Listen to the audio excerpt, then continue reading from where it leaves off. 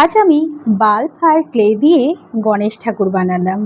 অনেক দিন ধরেই ইচ্ছে হচ্ছিল গণেশ ঠাকুর বানাবো, হয়তো সময়ের অভাবে সেটা করে উঠতে পারছিলাম না।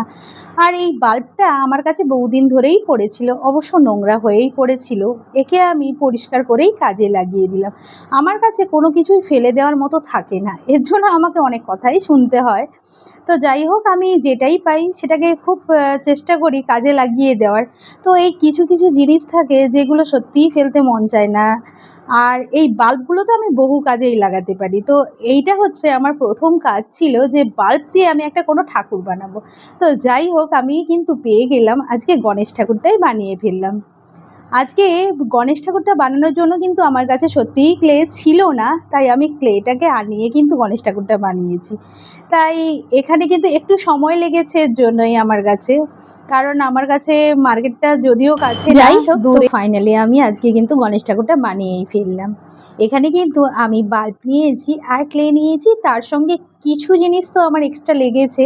যেমন এখানে অভ্র লাগিয়েছি, আমি শলা কেটে লাগিয়েছি এখানে, আর লাগিয়েছি কিন্তু এখানে লেস লাগিয়েছি, আর একটা খয়েরি কালারের পাড় লাগিয়েছি।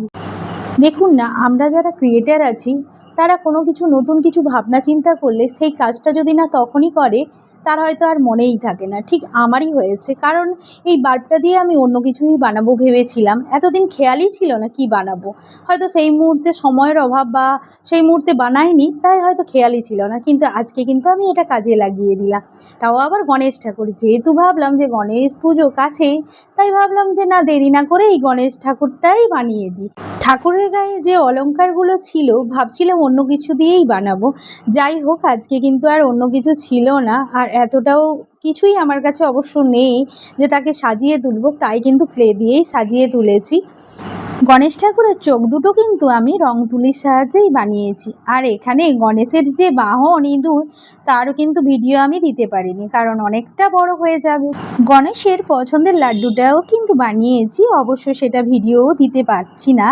যাই হোক, তো আজকে আপনাদের সঙ্গে কথা বলতে বলতে আমার রেডি হয়ে গেল গণেশ ঠাকুর বানানো। তো আজকের এই গণেশ ঠাকুরটা আপনাদের কাছে কেমন লাগলো আমাকে কিন্তু জানাবেন। আর গণেশের বসার জায়গাটা কিন্তু আমি সুন্দর বানিয়েছি। প্রথমে আমি পাড় বসিয়ে দিয়েছি, আর সেখানে কিন্তু আমি অভ্র দিয়ে পুরোটাকে ভরিয়ে দিয়েছি। এটা অবশ্য খয়েরি কালারের অভ্রটা ছিল, আর একটা একটা করে আমি পুঁতিগুলোকে বসিয়ে দিয়েছি গ্রিন কালারের। আর আমার ছেলে খুশি হয়ে গণেশ ঠাকুরের জন্য ফুল তুলতে গিয়েছিল, তাই ঠাকুরের জন্য ফুলটা আনা ঠাকুরের পায়েই আমি দিয়ে দিলাম। আজকের ভিডিওটা যদি ভালো লেগে থাকে তো গণেশ ঠাকুরের জন্য অবশ্যই একটা লাইক করে